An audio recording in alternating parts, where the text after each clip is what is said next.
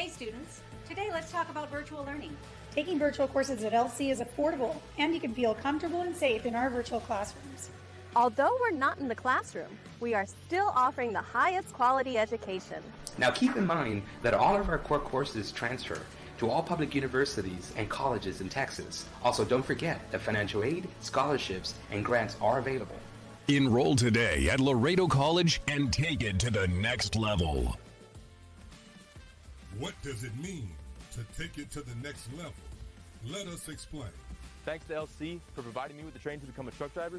I'm now taking it to the next level, and I'm earning $50,000 a year. I enrolled at LC for the HVAC bar program. I'm taking it to the next level. I'm earning $46,000 a year. LC prepared me, and I became a certified electrician. Now I'm taking it to the next level, and I'm earning $43,000 a year. Enroll today at Laredo College and take it to the next level.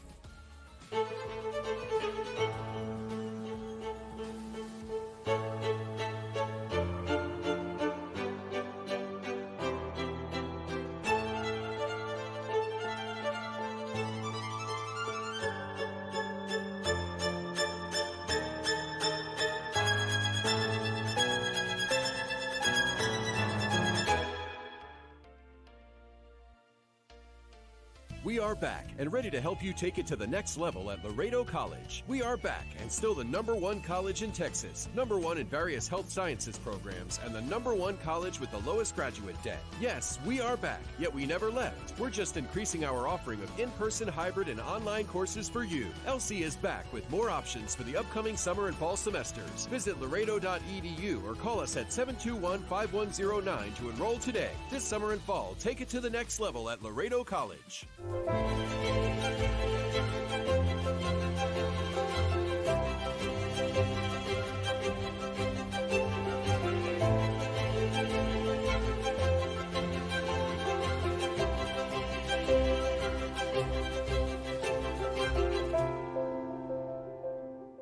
Somos el Colegio de Laredo.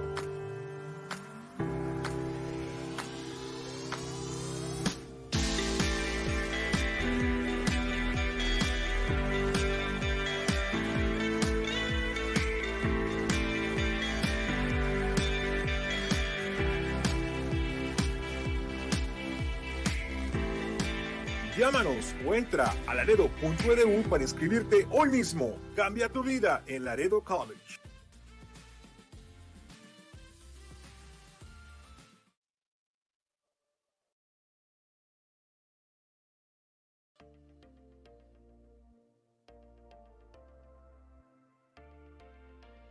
Estamos de vuelta y listos para ayudar a que avances al siguiente nivel con Laredo College. Estamos de vuelta y seguimos siendo el colegio #1 en Texas y #1 en varios programas de salud y el colegio con el menor índice de deuda estudiantil. Sí, estamos de vuelta. Pero la verdad, nunca nos fuimos. Solo estamos incrementando nuestras opciones de clases en persona, híbridas y cursos en línea para ti. Visita laredo.edu o llámanos al 721-5109 para inscribirte hoy mismo. Este verano y otoño avanza al siguiente nivel con Laredo College.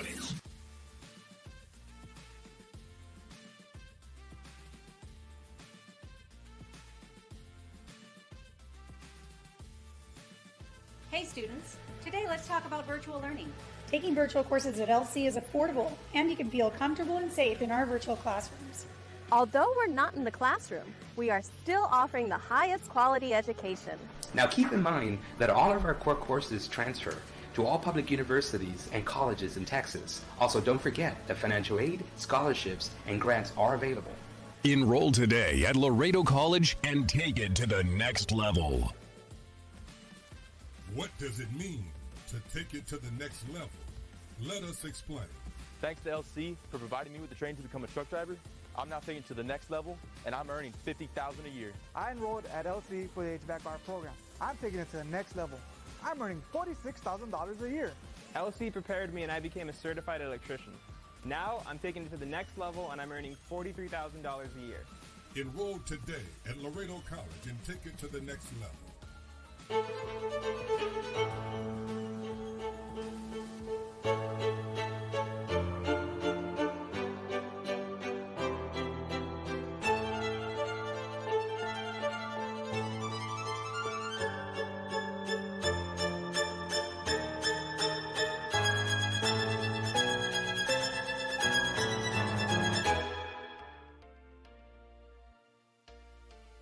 are back and ready to help you take it to the next level at Laredo College. We are back and still the #1 college in Texas, #1 in various health sciences programs, and the #1 college with the lowest graduate debt. Yes, we are back, yet we never left. We're just increasing our offering of in-person, hybrid, and online courses for you. LC is back with more options for the upcoming summer and fall semesters. Visit laredo.edu or call us at 721-5109 to enroll today. This summer and fall, take it to the next level at Laredo College.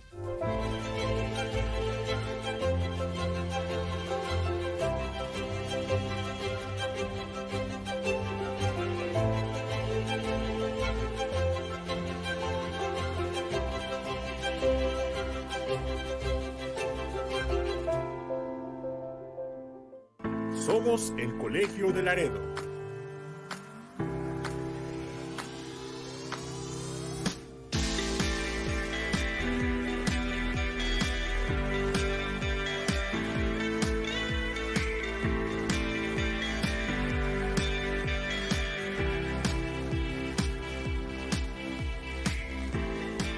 Llámanos o entra a laredo.edu para inscribirte hoy mismo. Cambia tu vida en Laredo College.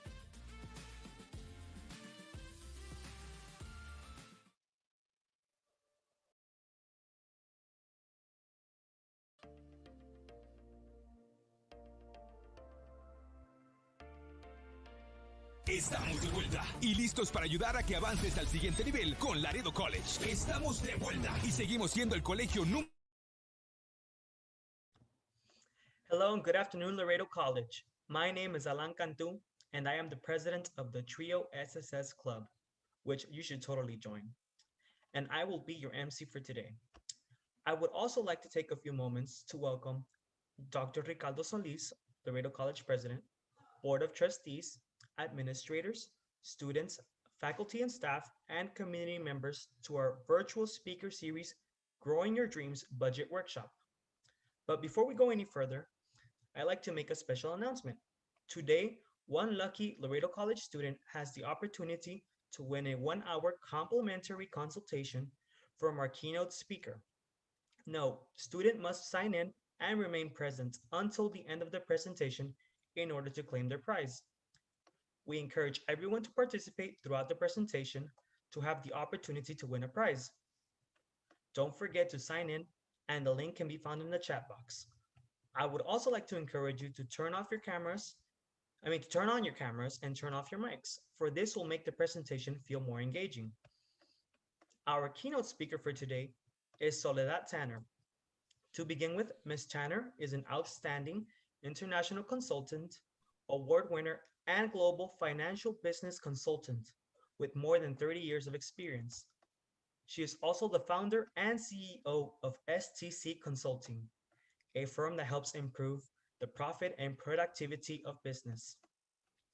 In addition, Ms. Tanner has also received a bachelor's in business administration with an emphasis in management and a master's in international business at UST. Aside from being accomplished, she also has received several awards, such as the Trailblazer Award in 2020 and the Emergent Entrepreneur Award in 2019, just to name a couple. Lastly, she has also been an English and Spanish financial speaker at several events. With that said, I'd like to direct your full attention to Soledad Tanner. Let's give her a warm Palomino welcome. Thank you so much. Can you hear me well? Is that good? Perfect. So thank you so much for having me. Can you see the screen now? Yeah, good, perfect.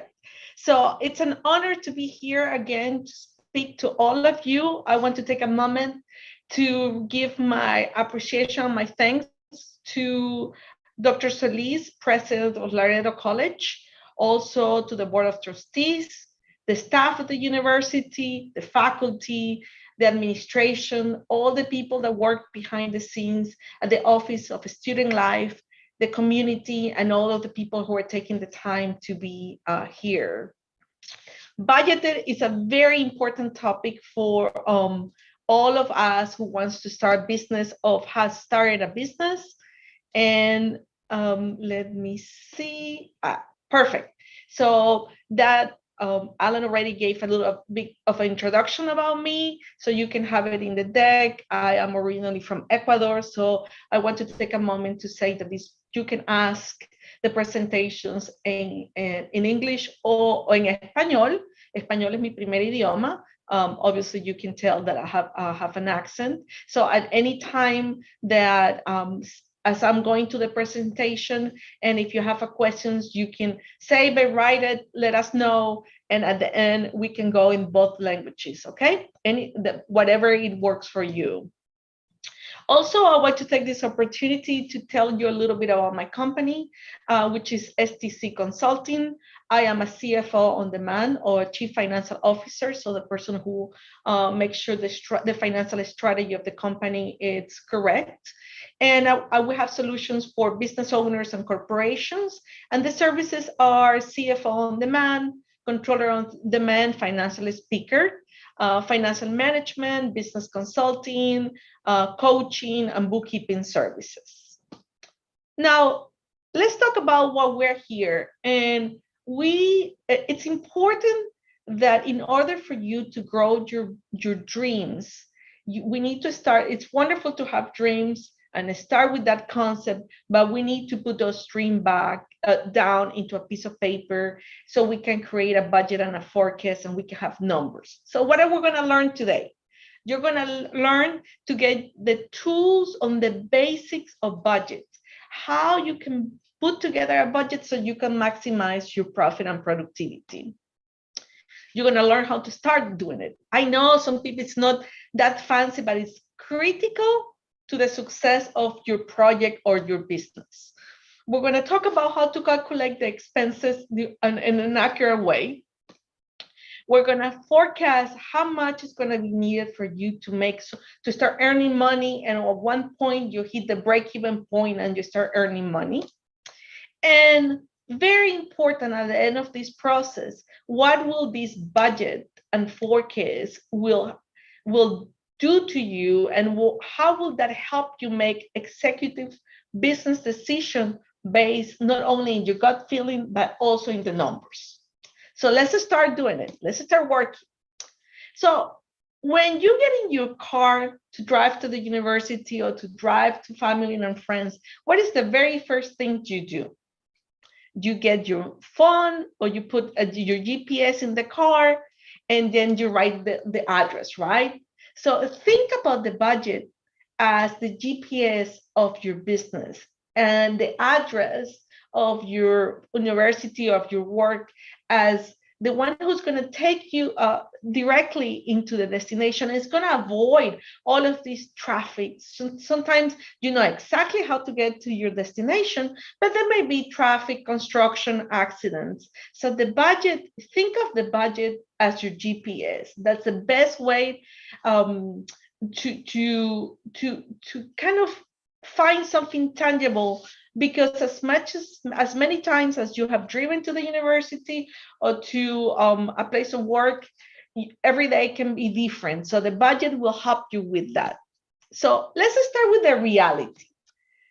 We all want to start a business, right? But what is the reality numbers wise? This is the part that, what are the statistics?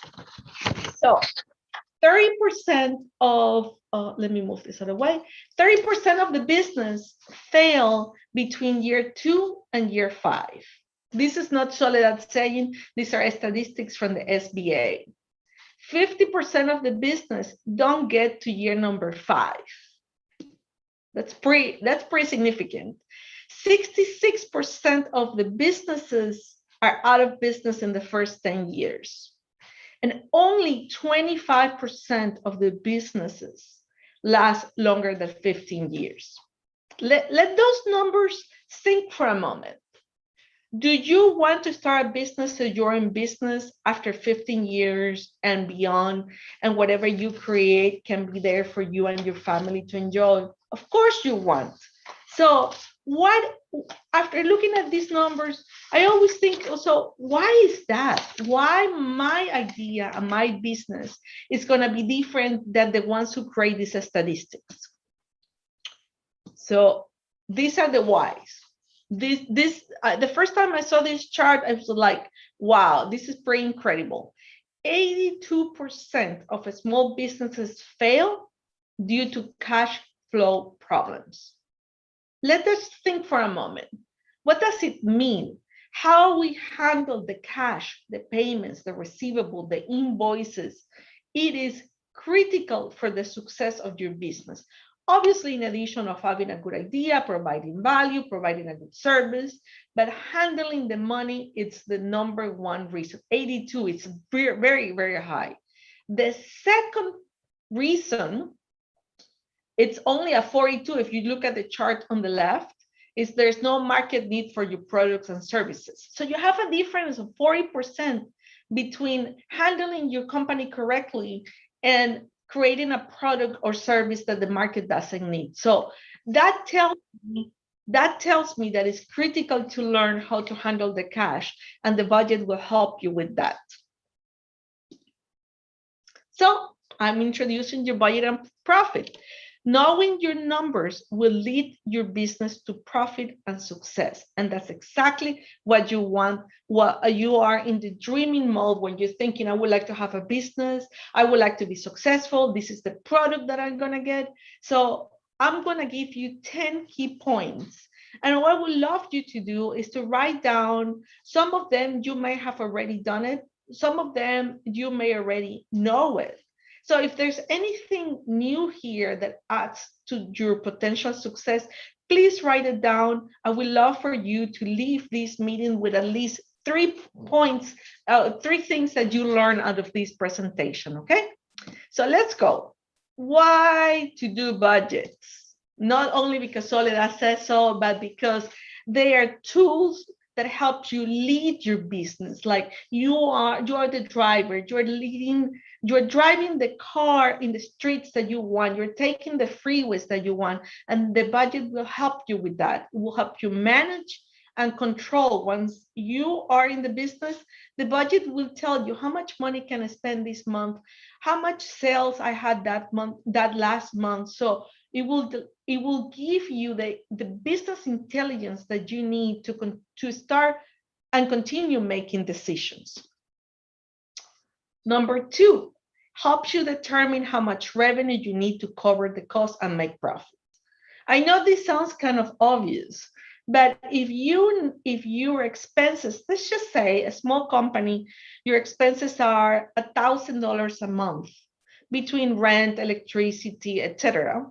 You know that at least, if you have the number clear in your head, you know that at least you need to sell $1,000 to break even. If your expenses are $1,000 and you sell products for $1,000, how much money do you have at the end of the month? 0. But at least you covered your expenses. So it helps you determine what is the very minimum revenue or sales that you need to have in order to at least cover those. This is very important. It helps you avoid the risk of spending money that you do not have, not spending enough to compete, or failing to build a solid emergency fund. So let's break this down in 3 parts, because these are 3 very solid statements. First of all, our desires and needs are infinite. We can, need the most advanced Samsung or iPhone phone, and then they're $1,000, and then I need 3 computers, 5 monitors, and 2 desks. But do I have the money? So first of all, having a budget allows you to see how much you can count on today. Maybe you don't need to buy those monitors this month. Maybe you buy it next month, and allows you to make that business decision. You also need to make sure that any company, any product or service that you offer, you are going to have competition. You're going to have competitors. So you need to have certain things that at least put you in a competing, in a fair competing place. So if at least you have a website, at least you have your brochure, your business cards, your computers, your servers. So You need to know what is that you need to succeed in your business idea. So the budget will tell you, this is how much money you can count and when you can have that money.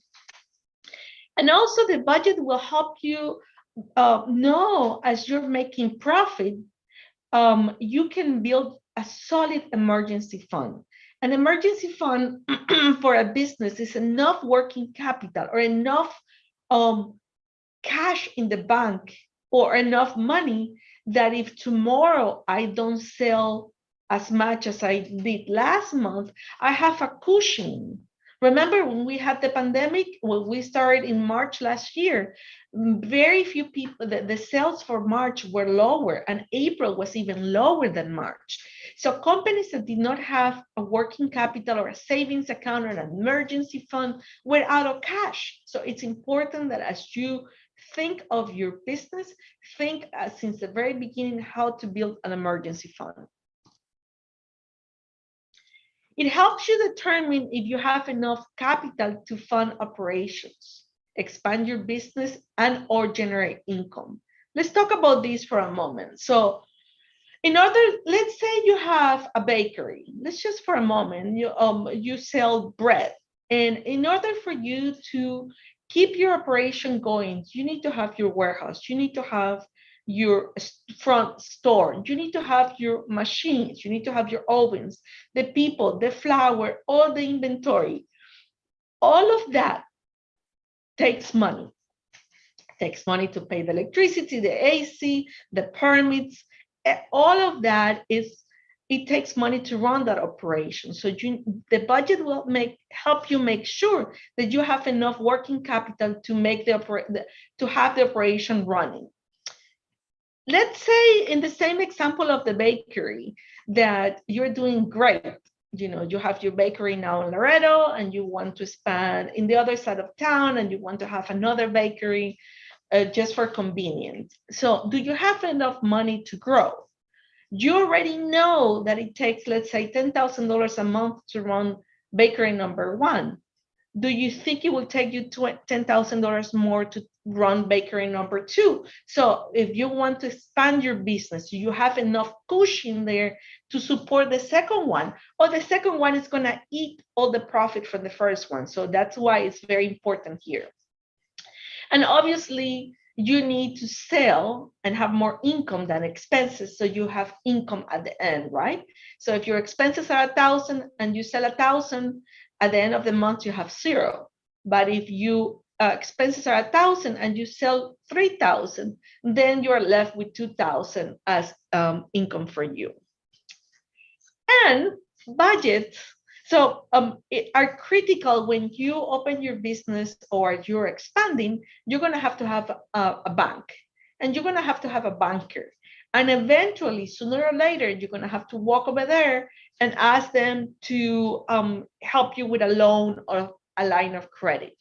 So imagine that you sit at a bank and all day long you talk to clients who tells you that they need money. That's their job, right?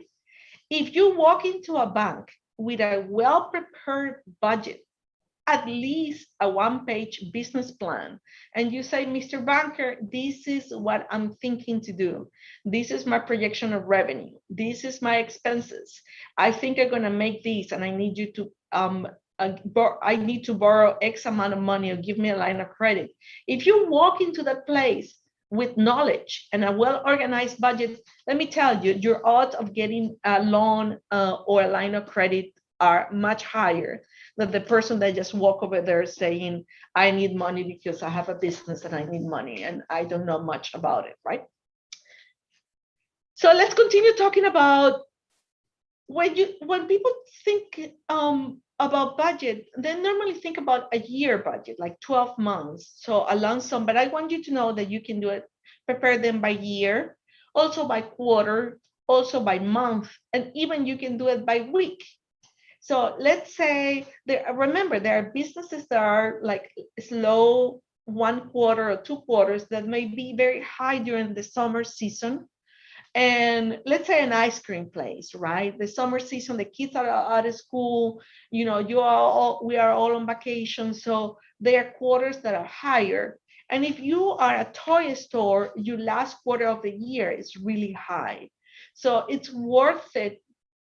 It's important when you have cyclical businesses that you run your budgets by quarter, so you can see quarter by quarter how you're doing. Also, keep in mind that if you have a business, your budget doesn't have to be one for just one. You can break it down in smaller parts. It can be by department. So, for example, if you own a transportation company, and you can have an international transportation company and a domestic transportation company, you can have two different budgets, one by one department and the other one by the other department.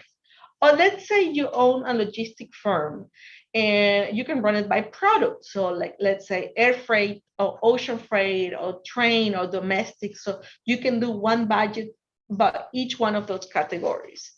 Or you can have a special project. For example, let's say in the same transportation example, you may be asked to move piping for a special project in a refinery from Mexico to Houston, and it's something that is going to happen only 1 month, and you have to move 100 trucks. So that will be a project for that specific. That will be a budget for that specific project. So the question always I get asked is, how do I start? Like, what is step number one, right? So if you're already in business, the way that you can start is you can take last year results, and that could be the base for this year budget. So let's say last year you sold $100,000, your cost was $60,000, and you made $40,000. And you're kind of doing the same this year. You can take that and extrapolate that to this year and say, okay, I think I'm going to grow a little because I'm going to do ABC. So you can use last year budget as your foundation to forecast what this year could be. If you have done similar projects in the past, let's say 5 years ago, you tried to do something and you're not quite sure if it's equal, but at least you can review the past budgets and see how close is that to your current idea, and if the numbers look right, and you can use that also as your foundation.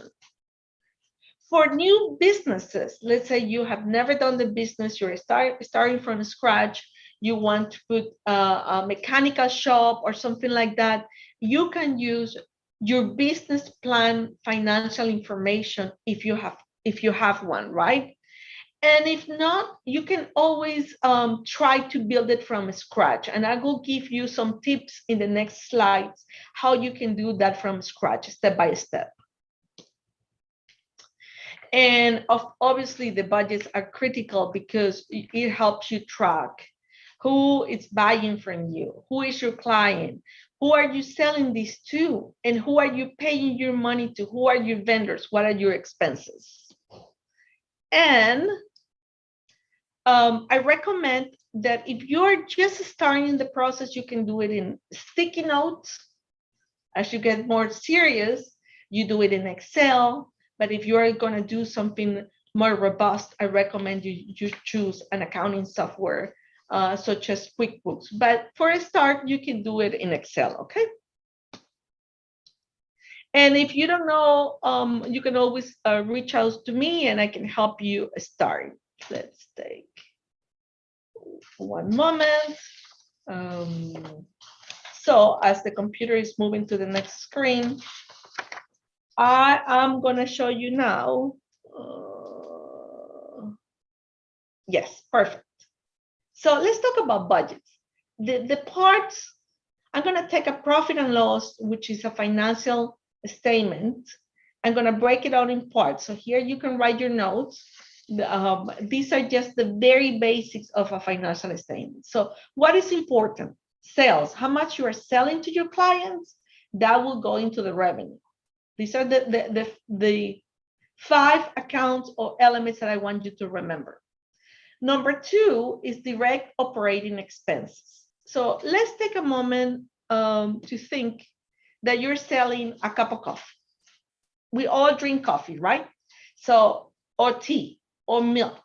So if that will be the product, direct operating expenses for the coffee is anything that goes inside the cup of coffee. So what do you need to sell a cup of coffee? Well, as you can see in the picture, you need water, you need sugar, you need coffee beans, you need a coffee cup.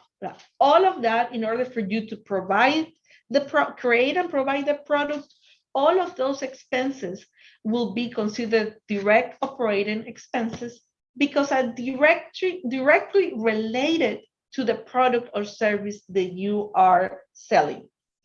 So what you sell, let's say a cup of coffee is, I don't know, $3. Direct operating expenses, let's say, is $2. So you are left with $1. Let's just say that is called gross profit, or the profit of what is left after you buy the elements that go inside your products. But after that, you have indirect expenses. So expenses related to your business that are not inside the water, the sugar, the coffee, the cream, such as the people, the employees who help run your coffee shop, the rent of your coffee shop, the insurance, the paper, the printers, the ink, all of those additional expenses that are not inside the product. Those are called indirect expenses. So when you subtract those, you are left with net income. That is the core, write it down. That is the smallest expression of a financial statement. And we would use the same logic as we build a budget, okay? Stay with me here. I'm gonna try to make it fun here. So here, let's just say that you want to start a documentary filming business. You love video production and you want to create documentaries about life in Laredo, let's just say. So what will the indirect expenses will be for that kind of business? So let's say you hire me, so you want me to go to Laredo. So you will have to pay for airline tickets. So that will be indirect because they will not be part of the documentary. They will be expenses to get the people to your location. You have to hire a location. Where are you going to film the documentary?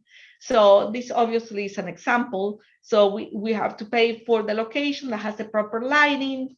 And then you have all these talented people. You need the director. So like on Sunday, we already had the Oscars, right? So you need directors, you need art directors, you need the camera guy or girl, you need the makeup, you need talent people, you need a bunch of people that are behind the scenes. And you need to pay. Those are all considered indirect expenses. Hopefully between the example of the coffee cup, which is a product, and here in this case is a service, you get two examples of what direct and indirect expenses are. So how do we start building the budget? Now we know the skeleton and two different scenarios. So first, I want a description of the project. So let's talk about, this is important. So you tell me what is that you want to do. Oh, you go, okay, Soledad, I want to create a video company. Okay, tell me more about it. You know, tell me, we need to make sure we get out of your head the real picture of what you think it will be in the future. Number two is assumptions. What assumptions do you have? Number three, we're going to learn how to calculate the costs. Number four, we're going to calculate the sales or the revenue. Who is going to buy your product? Number five, we're going to learn when are you going to need this money so you don't run out of money and you don't become the statistic that we saw at the beginning, with only 50% of the companies get to year number 5, right? We don't want to be part of that statistic. And number 6 is, what are the variances between the actual expenses and what you thought and what kind of decisions you're going to make to keep your company moving forward. As I'm talking, if you have questions, please write it down, because as I'm talking, I can imagine things are going to your head. So if you have ideas of businesses and you want a specific question, please write it down. I will answer all your questions in English or in Spanish at the end, okay? So let's talk about project description. That's very simple. What is that you want to achieve? What are you doing? Number one, what is the product or service that you're planning to sell? Telling me that you want to have a video company, it's a very general statement. I may not know much about videos, but then you can tell me, you know what, Soledad, I'm gonna put a videographer, I'm gonna give class, I'm gonna teach classes how to film correctly. I want to offer the service to a small business owner so they can have videos, 1-minute videos for their social media. So now I'm getting an idea. Now I'm getting the juice out of you. How much do you think you can sell it for? This is important, because if you tell me, okay, I want to provide packages for small business owners where they can, I don't know, for $500 every quarter, I will give them 3 videos or 1 video or whatever, 30 seconds. Then I get a better feeling that you know your product, you know the competition, you know the market, and you're already giving me numbers that I can insert, right? I will ask you, how many clients do you think you can sell this to? Oh, at least 10. Okay, 10 times 500, I have something, right? How much is the cost? If you tell me that you don't have a video camera and you're gonna go and buy a $10,000 camera and you're gonna need $100,000 for lighting and you want to buy a new property, and then I need to write those down, because now we're talking like how we're gonna pay this big investment. So start thinking about what are the elements that will allow you to start your business. Keep in mind that many businesses have started in a university or out of the dining room table, and you didn't need much. So sometimes the first year is done from the house, and then as you produce more money, then you go out, right? And very important, how much profit do you think you can make in this? So let's take these are part of the assumptions, right? Let's think about this videographer. If you're telling me that you think you're gonna sell 10 videos for $300, and I'm gonna say, well, that by there you're not gonna make any money, because you're gonna have to travel to Houston to film me, and how are you gonna cover? So the assumptions, the financial assumptions, are critical to starting the project process. Step number 2, assumptions and numbers. It's great to have an idea in your head, but even if you do it with Post-it notes as you're thinking, I want to create this business, I want to start a logistic firm, I want to start a restaurant, I want to start whatever, an engineering company, I want to build a hospital for my neighborhood, whatever that is, you're gonna have to make assumptions of the cost. And then what would you think will be your top expenses? Oh, it will be people, it will be equipment, it will be what kind of equipment? So in the case that you're doing the documentary, so how many days are you gonna need the makeup artist, the director, the camera guys? They are paid by day. Is it a documentary you're gonna do in 3 days, or you're gonna do it in 30 days? So then you get the daily rate and multiply it by the number of days, no? And what are the main costs per category per day? So do you need to rent a location? Let's say you want to film a series in a hospital, and you are renting the hospital. How many days are you gonna need them to rent it, and how much money you're gonna have to pay for that? Number 3, here's when we start kind of the numbers. So let's say start with the calculation of the expenses. So let's say in this example, you need 1 director, you need producers, you need videographers, you need the sound assistant, you need the hair and makeup, you need a lawyer. So make a list. As you're making the list, you're thinking, you know what? I also need security guy, I need trucks, start making the list, even if you don't know the numbers, even if you don't know what you think you're going to need. And then you can go in Google and start researching, what is the average cost of a hotel? What is the average per day? What is the average cost of renting a car, etc.? And you start building your assumptions. And then there are things that are only like a one time that are not multiplied. For example, if you want me to go to Laredo, we're going to have to buy airline tickets only once because it's one trip, right? If you need a CPA to fill out your taxes, it's probably once a year for that project. If you need a lawyer so they help you with the contract, it will be probably one-time fee for preparation of the contract. So think not only of the repetitive expenses, but the one-time expenses too. So far we know the expenses, but now we have to sell it. That's what we're here for. We're selling our product, we're selling our services. So how many units do you think of your product? Here we go in the bakery, like how many, or the documentary, how many documentaries do you think you're going to be selling per month, per quarter, per year? And what is the price? Well, if you tell me, well, I don't know. Well, go in the market and see what other people are selling the product for. Maybe you have one that is selling it for 10, other for 5. Maybe you stay in the middle, so you have to do your analysis of what is the right price for you. That will depend on the value added. What are you offering that is different from the competition? Then it's important for you to know, how are you selling your products? Are you going to rent a store? Are you gonna go put in the town market? Are you gonna do it via internet? Are you gonna put it through your website? How are you gonna do a grand opening of your business and then you're gonna offer the product? Are you gonna do mail-ins and send everybody text messages and mails? You need to think about what is the best way to sell your product and that the community knows about you. And very important, who is buying your product? Who is your client? Who will be interested in the documentary? Who will be interested in your cakes? Who will be interested in being your patient in the hospital? Who is going to come and buy the products? Not everyone. Your product is not for every single person. It could be for women. It could be for men. It could be for kids. It could be for people in sports.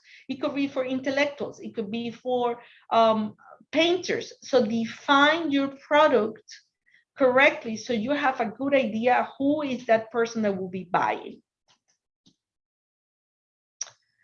And step number 5, when are you getting paid? Critical. Don't forget, when are you getting paid from your client, and when are you gonna pay your vendors? So let's go back to the example of the bakery, of a restaurant. Let's say you want to start a restaurant. You're going to have to rent the space, remodel the space, buy chairs, buy all the equipment in the kitchen, get the permits, and maybe 3 months later or 2 months later is when you start getting clients.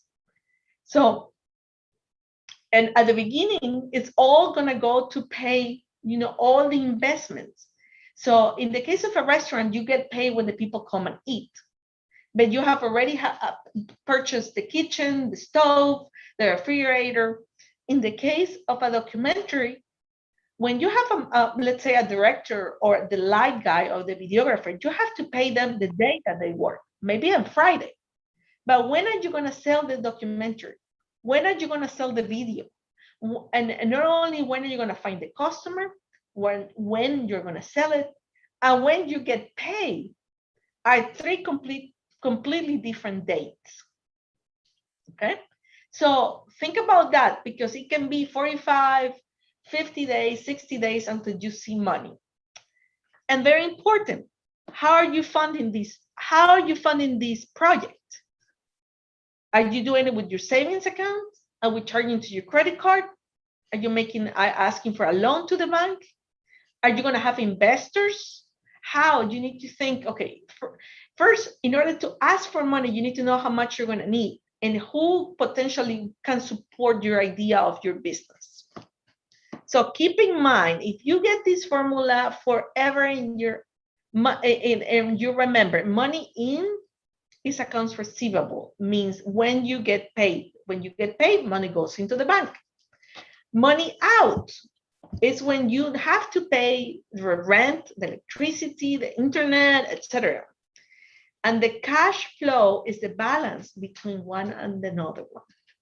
In this picture, it's an optimistic picture because I want all the money in and very little out, and you keep all that profit. But when you think of your business, please think of profit, but also cash management to make sure you don't run out of money. And once you have built your budget, you know who your client is, you have all of that, and you start getting into your business.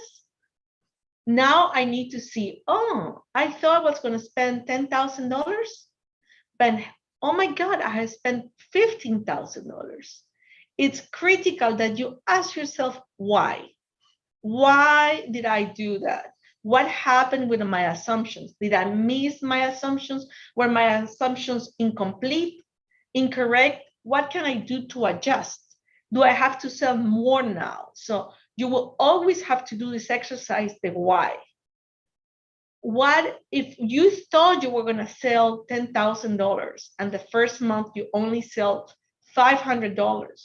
You have to sit down and say, do I need to adjust my assumptions? Were my assumptions correctly done? Maybe I was too optimistic. Should I adjust? That take us to step 2. What steps are you taking to adjust? Meaning, maybe I'm going to sell 500 the first month, 700 the second month, 1,000 the third month. So maybe I don't need to spend so much money at the front. I need to slow down in my expenses. So as my income starts coming, then I can spend more money. This is the art of handling it. You have to review it every month, so every week, to make sure you're making the right decisions. And it's very important at the results of this exercise in line with your strategy. Where do you see yourself in 1 year, in 2 years, in 3 years? Is that where you want your company to go? Always, you have to stop, review, analyze, reconsider, move on. And the next month, you do the same. And the next month, you do the same. And you do the same, and you do the same until one day you wake up and things are not magically good. It's that you have been checking and adjusting and checking and adjusting until you get it right. So the goal is to have a successful and healthy business and make sure you have enough money to keep your business up and running, to grow your business, to compete with your competitors, and to ensure you have a solid working capital and emergency fund. So I ask you to please start loving the budgets. They will become your best friends. They will give you the tools for you to succeed. And we want you to succeed when you do this. And keep in mind that financial knowledge gives you freedom. So please know your numbers. And if you have any questions, you can call me. And you can also, I will appreciate if you follow me in social media. Those are my information. And here you can also find my phone number. And I appreciate you for being here and listening to me. And I hope this presentation was useful for you. That I hope you wrote down at least 3 things that you learned from me today. And I'm going to open the floor now to all of you to and see if there's any questions that I can help you with. Thank you so much. Thank you, Ms. Tanner. Well, I'll start with the question. How can we start an emergency fund? Or what would be the best step to starting an emergency fund? Is there a certain percentage or? the term after you cover the minimum expenses, I recommend you start with a percentage. So if you think that if your business is still small and you said I'm going to start with 1% of what I make this month, and you put it aside, and then you see, you know what, it's good. Let's put 3% and then 5%.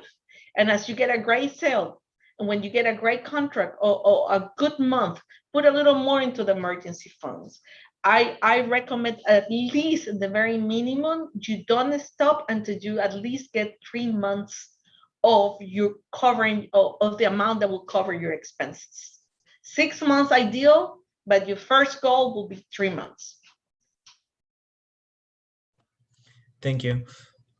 Another question would be, but we budget every time we get paid, right? You budget if you are okay, if you are, is that for a person who has a business or a salary? Or we assume that it's a business? What a salary, if it was per salary. So if you're an employee and you or a contractor, a 1099 or a W-2, and you are trying to do a budget for you, which I highly recommend. So you said, okay, last year, let's just say that I needed $30,000 for the whole year, or $50,000 I made last year, and I take that and divide it by 12 months, and that's how much I should make every month. And now in 2021, I think I need to make, let's just say $5,000 a month. Let's just put a number, just easy. So I'm gonna budget for 2021, and I'm gonna split it by month. And every month, I'm gonna compare my actual income versus my budget. So let's say in January, I earned $6,000. My budget was $5,000. I'm good. I made it to budget. And then you need to ask yourself why. What did you do in January that allowed you to be ahead of budget? Oh, in January, I sold 2 documentaries to the university. Great. So can you repeat that in February? Can you repeat the actions that are allowing you to exceed your budget? And the same is the negative result. If your budget was 5 and you only were able to succeed to sell 3,000, you need to compare and say, why did I ended up almost half of what I thought? Who didn't buy from me? Who is the customer that is not showing up? I need to call them. And so that's when you take an action for that. Thank you, Ms. Tanner. I have a question. So I know when you make a budgeting plan, lots of people get comfortable with their plan. So do you think, how often should someone update their budgeting plan, and when is the appropriate time to do so? Super, excellent. So first I start with remember one of the points was the assumptions. So I assume, so let's go back again to last year for simplicity on the example. Let's say I sold $50,000, right? And I said, well, I don't know what 2021 is going to look like, right? It's COVID, people are vaccinated, maybe I sell the same, maybe I don't. So this year is kind of a unique year because we hope that the second part of the year is going to be very active. We don't even know when the schools are going to go back. Some schools are going back. So anyway, so you can say, okay, I'm going to stay at this point, and I'm going to assume I'm going to close to 5 more clients. And I'm going to do these specific attempts to sell more, and then you review. So it's not wrong. I need to also address an issue here. Not everybody wants to grow and grow and grow and grow. There's a point that you can say, you know what, I'm good with this, and it's not wrong to want to stay within a particular level, because if you grow, you need a new building, you need 100 new employees, and maybe you don't want that, right? You may be focusing more in developing products and keeping up with technology, but not necessarily to grow in, have 10 restaurants. Maybe 2 restaurants are enough and you're good with that. You just stay being great at what you do within that size. Thank you. Thank you. And by the way, we have some prizes and some gifts for the people that ask questions. So please stay active and keep asking questions. I know we have a question by, I know we have a question by Samantha Mora. I see Samantha there. Hi, Samantha. Hello. I was writing down as you were talking, and it's because I really want to do a silicone business. Okay. I wrote down that I want to do silicone creatures, and the max that I would sell it for would be 4,000, and my business would be at my home. It would be the investment about $900 to be able to make my first silicone, and I would sell about 10. Like the less amount I would charge for would be 2,000. Like my place where I would start my business would be Facebook, and the target would be mostly adults that like silicone items from 18 years or older. What would be the thing that I'm missing from all of it? Oh, that's that.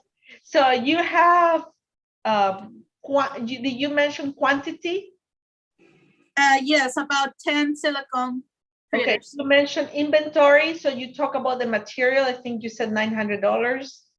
Yeah. You talk about your customer. That's a good test. Kudos to Samantha. You talk about who your customer is. You talk about where you're gonna sell it. You describe the product. What is the sales price? Did you mention the sales price? Yes, like it can range from 2,000 to, I guess, the maximum 4,000. And who is going to produce these products? Like it's gonna be from my own creations made out of clay. Okay, and the only thing I can think of, like without looking at, because I really like to work with like that, is the expenses that you're gonna have to make it photography and a logo and everything that you're gonna need to put it in Facebook or in Instagram or whatever social platform you decide to. So it's not only to create them, but for example, I didn't hear packaging. How are you gonna package them so they don't break when you ship them? How are you going to? It's not you and your mobile phone taking a picture. I'm sure you need lighting to make it look pretty. And I'm sure you need maybe, like a designer to help you give the right name and create your website and create like a brand around these. So I would say marketing material. And also, I don't think you mentioned anything about the competition. I didn't hear if anybody else in the country is doing that and how they are selling that. So I would say it's important to see if your price is in line with the competition. Yeah, usually like I saw that it's because I really like silicone stuff. Okay. So I saw that one business, like the reason why I said the limit is 4,000 is because I've seen that that's how they put like the most cutest creature, they'll sell it for 4,000. Well, that could be other people's limit and not necessarily your limit. So it's good to have it as a statistic, but your limit is, there's no limit to your creativity. So that's what other people have done. You could, you could be doing many other things. I love the idea. Do you have a name? Well, many people have created their names, but there's like a design that I made, a drawing, and I was just thinking like Pokey the Lizard, like for it to be that name. It's kind of like cute in a sense. Okay. I think you have, see, I like that you went through the list. And this is the benefit as you went through the list that helps you, that you gave me an image. You gave me you painted a picture. I can see you doing it. And therefore, if I sit with you, we will do, okay, when are you going to start? In January or in August? Where are you going to buy? How are you going to pay your vendors? Where are you going to get the money from? So then you can get to build your budget. I wish you tremendous success. Love that you challenged me with the list. It was pretty cool. So Ms. Vara, so please write down the name and make sure she gets a special something from us. Thank you. Thank you. Good luck. Hi, I had a question. How do we approach good vendors when wanting to buy merchandise in quantity? Fernanda, yes, thank you. Everybody wants to have good clients. So first, I think when you approach a vendor, you want to make sure the quality of that they sell is in line to the quality that you want to, the product you want to produce. I'm not saying the highest or the lowest. I'm saying it needs to be in line with the product that you want to produce. Then you want to research. Now in Google, you can research everything. Look at the comments of the people, of the clients. They say, oh, this is a family-run business that had been around for 20 years, really great customer service, blah, blah, blah. So take a look at that. Take a moment because that is important to you. And also check their website and make sure you see if they have a plan for new clients and they can provide credit to you. Maybe they allow you to say 15 days credit limit. So let's say you want a bakery. Let's just say you want to start a bakery, and then you have the people that give you the color for the cakes. They may give you 15 days to 30 days if you start building the relationship with them. One thing I want to say is the first year, they may not give you credit because they don't know you. Now, who is Fernanda? What is she doing, right?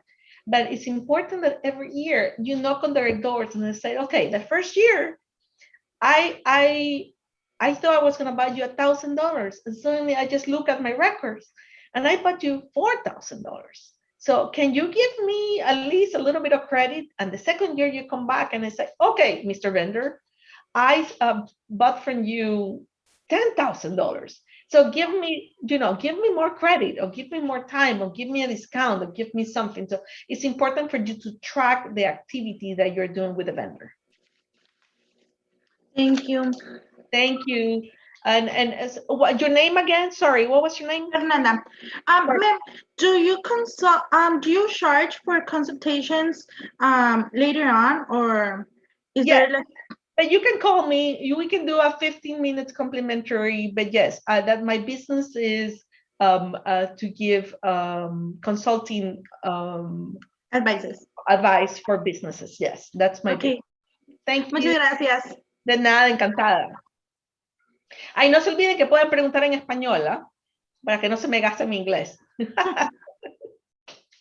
América creo que está ahí. Veo a América con la manito. Estás en mute, América. Oh, hi. I'm sorry. There was just this question in the chat. How can we figure out, from Espinosa, how can we figure out what a realistic goal should be when it comes to reaching a sales goal? Or do we just set a goal? Well, what do you want? So it's very important. What do you want? So do you want, are you going to start with a hobby? Are you going to start with a business? If it's a hobby, are you happy if you're going to produce 2 or 3, let's say, documentaries? Or if you have a coffee shop, if you just have 4 tables, are you happy with that?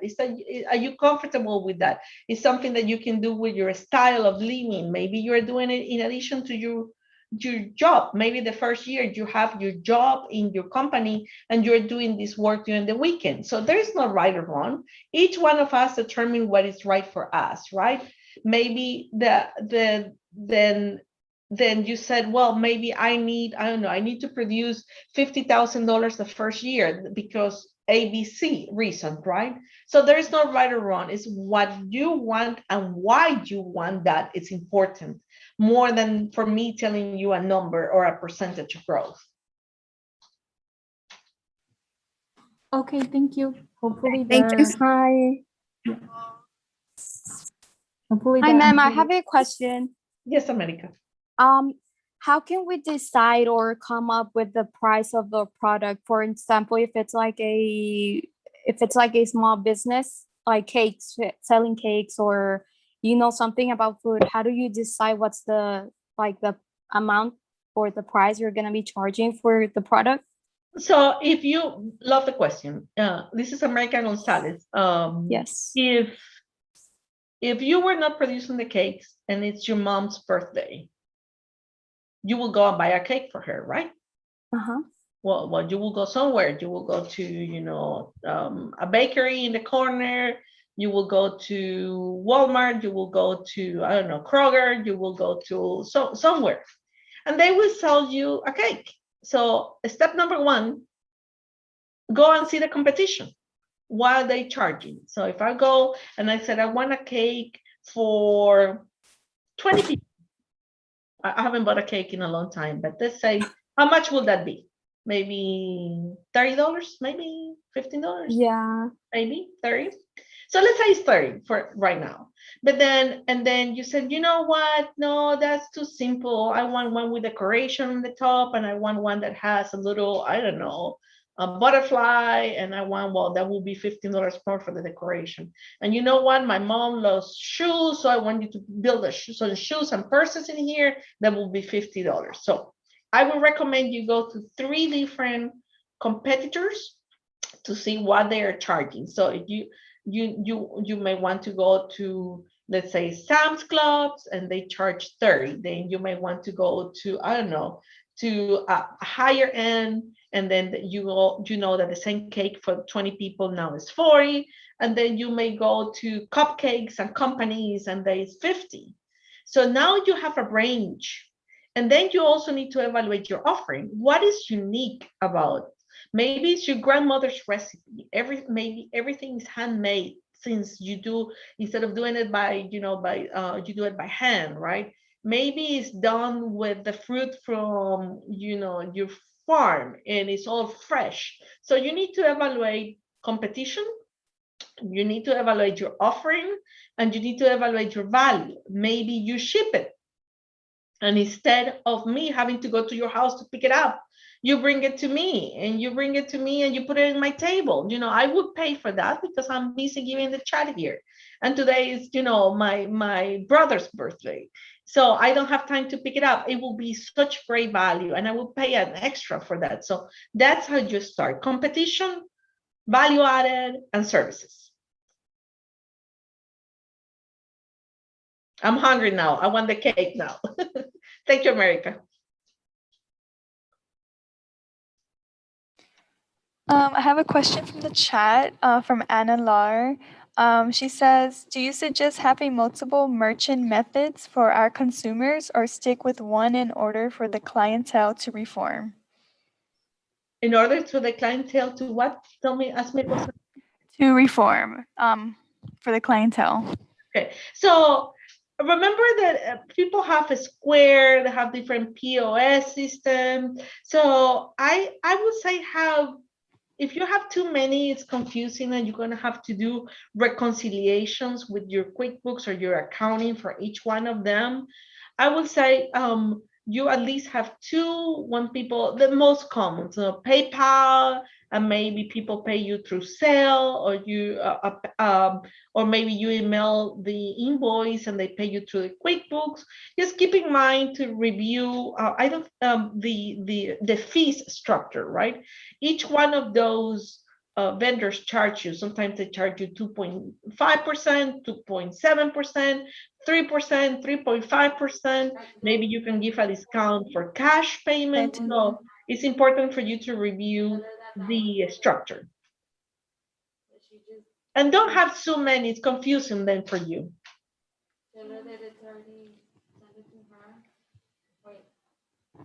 Okay. Thank you, Ms. Tanner. Thank you, Alan. I cannot read the chat. I think, let me see. Do you have any? As far as of right now, I think that's all the questions we have. I don't know if we would like to proceed with the spinning of the wheel spin. Perfect. Okay, so before we begin the spinning of the wheel, remember the winner has to be present. So turn on your camera, guys. Ms. Vara, if you can get that wheel ready. And let's see if our president is present. Let me check. Any question when we do that, just take advantage. This is complimentary. Go ahead. Any questions? Okay. Okay, Ms. Vara, take it away. Ooh. Oh. And the winner is Samantha Mora. Woo! Yay! So, Super. Samantha Mora, let us know you're here. Okay. Miss Nora will contact you. Sorry. Oh, yes. Yes, you're there. Perfect. Super. See, that's destiny. And I saw 2 questions popping in the chat. Well, if you want, we can still answer those. One is really good. ¿Cómo podemos prevenir el fraude? How we can prevent fraud? I want to answer that because that is very, very important. So you need to have controls. It's important to trust, but trust and verify, which means that when, for example, in companies, checks need to be signed by 2 people. So it can be you and it can be somebody else. Then that way you need to have securities in your bank account.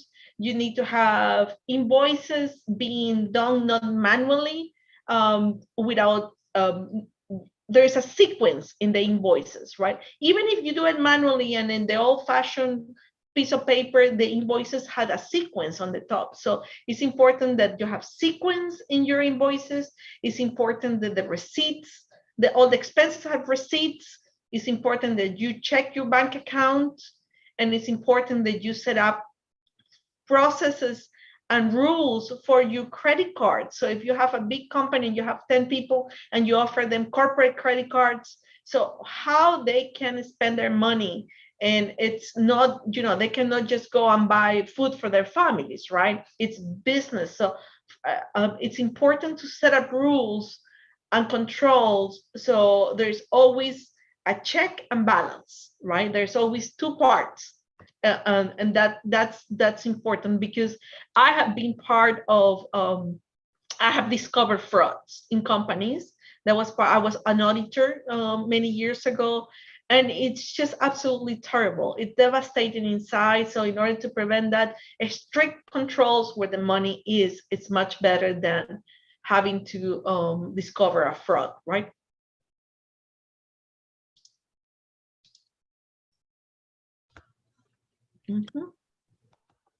Okay, so just before you guys go, if you don't have any more questions, I would like to mention that registration is now open for Maymester, Summer 1 and Summer 2. So don't forget to enroll. One more time, guys, if you have any more questions, you can post them on the chat, or you can turn on your mics and cameras, and you're more than welcome to ask. Like Ms. Tanner said, take advantage as she's here. Yes. One more thing before I go, it's really good feeling to have your own business. But if you go into your business, you have to make a promise to yourself that you are going to be part of the decisions and of checking the numbers of your company. Do not give that power away to anyone because you feel that you are not trained enough, you're not good with numbers, that here my friend, husband, wife, cousin, neighbor are better with numbers than me. You own the company. You check your numbers. And if you do not know, you learn. The worst thing that happen, I have seen it happening, is that a person is detached from the decisions of the money because they think they are not good with numbers until one day somebody calls them and said, you know what, I need to tell you that we need to file bankruptcy, that there's no more money. And you have no clue what happens between we're making money and we need to close our door. So don't let that happen to you. Be involved with the money and learn, educate yourself, right? Hire people that know, hire the people that are professionals. Each one of us are great in our areas. So when I'm sick, I go to the doctor. When you're sick, hopefully you go to the doctor. Those are people that have been trained to discover and treat you. The same with money. Don't give that power away. That is your responsibility, and I wish you all success in your business and in your graduations. Thank you, Ms. Tanner. So if there are no more questions, thank you, Ms. Tanner, for the very informative and insightful presentation. Thank you, all of you who joined us today. The success of this workshop is your active participation. And as Ms. Tanner said, knowing your numbers will lead your business to profit and success. This concludes our virtual speaker series budget workshop. Have a wonderful day. Thank you. See you. Bye-bye.